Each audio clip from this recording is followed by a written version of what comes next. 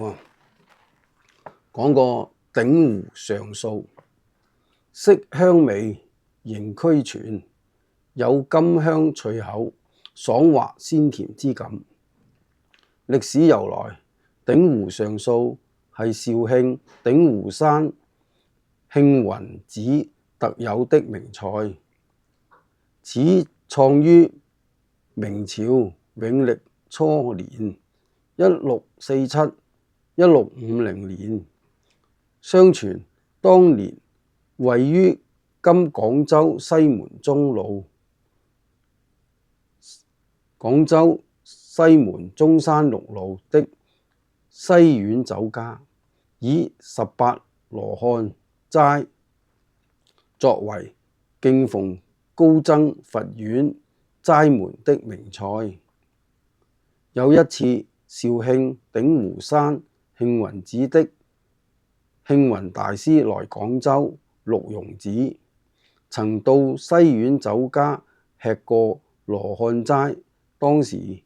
因其口感質味欠佳，遂選用相似的材料，變更烹製細節，試製了別一款齋菜。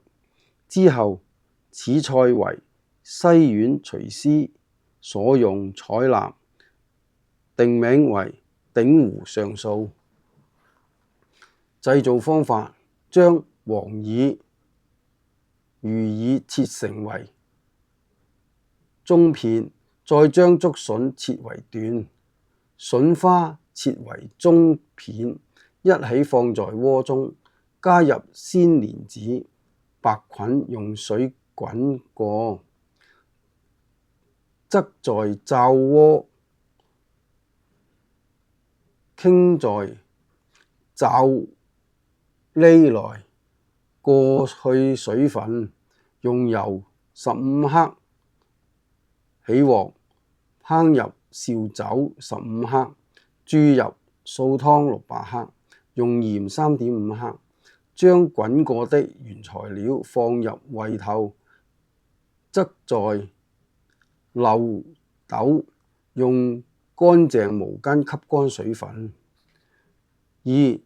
將鱈魚、桂花耳分別放在水中滾過撈起，放入油15克，在鍋中烹入紹酒5克，注入素上湯250克，加入鹽1.5克，將鱈耳、桂花耳分別放入滾煨過，濾去水分。3. 用油10克起鑊，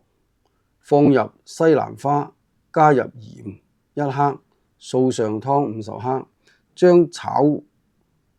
菜炒熱，過去水分，濾去水分，再將銀針和上述適量配料加入，炒至梗熱梗熟，過去水分。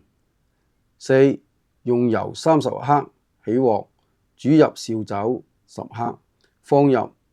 花菇、蘑菇，加入素上湯100克，鹽2克，生抽10克，白糖4克，麻油1克，把黃耳、魚耳、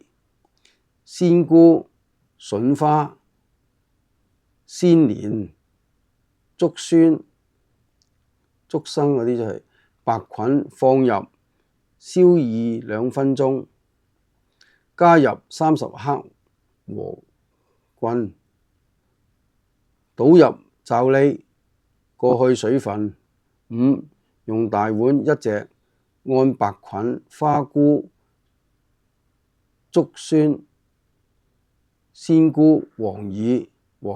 鮮蓮、蘑菇、筍花、椰耳次序各取一部分，從碗底中心向四周圍依次序排好，每層一種原料，擺成圓形圈，然後將其餘各原料全部放入碗中填滿，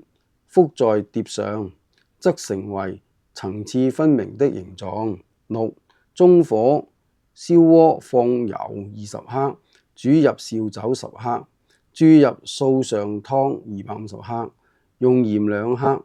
白糖1克，老抽調味，用濕生粉打稀芡，加入麻油、花生油，推勻200克芡淋上齋的面上，將其餘的芡把雪耳、桂花耳攪勻，最後將雪耳菜、銀針依次由至外，讓邊，桂花耳放在最上面。